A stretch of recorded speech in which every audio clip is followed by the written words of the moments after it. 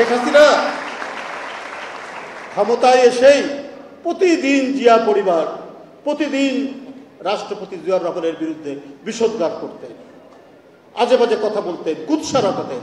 তারপরেও কিন্তু তিনি যে অমোঘ সত্য জিনিসগুলো তৈরি করে দিয়ে গেছেন, অবদান সৃষ্টি করেছেন, সেখান থেকে কিন্তু সরাতে পারেনি। পাসপোর্ট থেকে কিন্তু বাংলাদেশি জাতীয়তাবাদ সরাতে পারেনি। জাতীয়তা কি লেখা আছে বাংলাদেশি পাসপোর্টের মধ্যে দেখবেন, হাসিনা ওইটা আর পারেনি। বহুত তার এক্সপার্ট দিয়ে তৈরি করেছে যে একটা দেশের জাতীয়তা কি হবে, জাতীয়তা তো আর সে বদলাতে পারেনি, বাংলাদেশি রেখেছে। মানে জিয়াউর রহমানের যে একটা মহা অবদান, যেটা একটা জাতির স্বাধীনতা সার্বভৌমত্বের সাথে যেটা জড়িত, সেটাকেও অস্বীকার করতে চায়। অস্বীকার করা যায় না, সত্যকে ঢেকে রাখা যায় না, কিন্তু তারা সেটা চেষ্টা করেছে, কিন্তু তারপরেও পারেনি, সেটা টিকে থেকেছে। এটা একটা সবচাইতে বড় অবদান। আরেকটা হলো যে গণতন্ত্রকে হত্যা করলেন, সেই ইনক্লুসিভ ডেমোক্রেসি,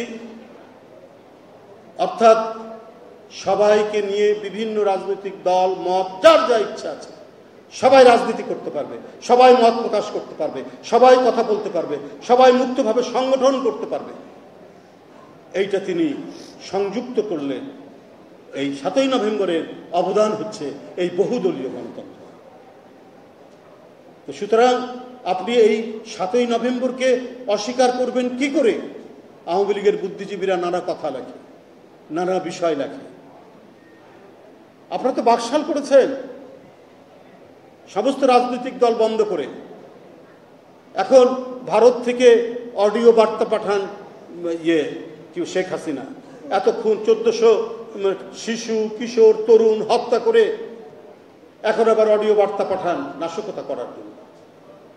কয়েকটা বাসে আগুন দিয়েছে, আপনারা শুনেছেন, একজন ড্রাইভার মারা গেছে গোপনে থেকে, ঘাপটি থেকে। ওদের কাছে তো টাকার অভাব নাই, প্রচুর টাকা।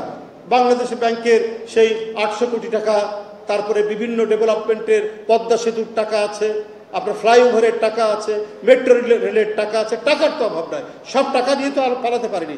কিছু কিছু সমাজের বিভিন্ন জায়গায় সেটি অবস্থান করছে, আওয়ামী লীগারদের হাতেই আছে, সেইটা তারা খরচ করছে নাশকতা তৈরি করে, একটা ভিন্ন রকমের পরিস্থিতি তৈরি করে কোনো চোরা রাস্তা দিয়ে আবার আওয়ামী লীগ আসতে পারে কিনা সেই চিন্তায় তারা বিভোর হয়ে নানা ধরনের চক্রান্তে তারা মেতে উঠেছে। যাই হোক, সেই বিষয়ে আমি কথা বলতে চাই না। যেটার মূল আমাদের প্রতিপাদ্য সেটি হচ্ছে 7ই নভেম্বর। তারপর জিয়াউর রহমান তিনি আসলেন রাষ্ট্র ক্ষমতার পাদপ্রদীপের আলোয়। এই পাদপ্রদীপের আলোয় তিনি উদ্ভাসিত হলেন এবং প্রতিদিনের প্রত্যেকটি ঘটনায়, কি পররাষ্ট্রনীতির ক্ষেত্রে, কি কৃষির ক্ষেত্রে, কি স্বাস্থ্যের ক্ষেত্রে, কি শিক্ষার ক্ষেত্রে, প্রত্যেকটি ক্ষেত্রে তার যে একটা উজ্জ্বল অবদান, এই অবদানকে কেউ অস্বীকার করতে পারেননি। আওয়ামী লীগও বহু চেষ্টা করেও তাকে করেছে, কিন্তু সেটা করতে পারেনি। আপনার বয়স্ক এবং গণশিক্ষা, যারা অক্ষর জ্ঞান শিখেনি, এটা তিনি বিপ্লব তৈরি করেছিলেন। স্কুল কলেজ ইউনিভার্সিটির ছেলেদেরকে তাদেরকে বাধ্যতামূলকভাবে বললেন যে তোমরা যখন ছুটিতে গ্রামে যাবে, তখন যারা নিরক্ষর তোমাদের বাবা মা গ্রামবাসী আছে তাদেরকে তোমরা এই অক্ষর জ্ঞান শেখাবে। এবং তখন তো মাত্র 20% অক্ষর জ্ঞান ছিল না। এই জিয়াউর রহমানের 2-3 বছরের যে ড্রাইভ, তাগিদ, সেই তাগিদের মধ্যে দিয়ে 40% লোক, 40% মানুষ এদেশের জনসংখ্যার আপনার অক্ষর জ্ঞান সম্পন্ন হলো। একটা বিরাট অবদান।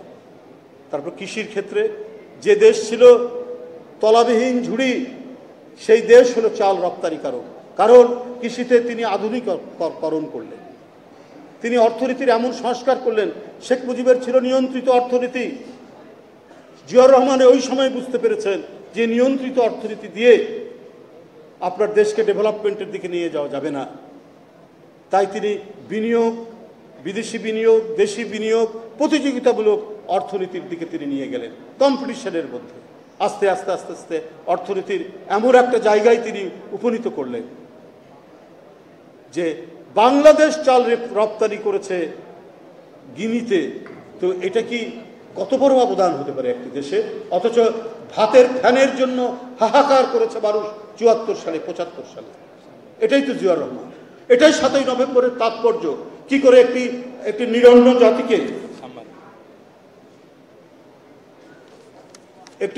জাতিকে একটি মানে ক্ষুধায় ভোগা জাতিকে তিনি কমপক্ষে 3 বেলার মধ্যে 1 বেলা 2 বেলা খাওয়ার নিশ্চয়তা তৈরি করে দিলেন, যে স্বনির্ভর আন্দোলনের মধ্যে দিয়ে স্বনির্ভরতায় মানে খাদ্যে স্বয়ংসম্পূর্ণ হওয়ার যে নীতি, সেই নীতি গ্রহণ করে দ্রুত গতিতে তিনি দেশকে খাদ্যে স্বয়ংসম্পূর্ণ করলেন।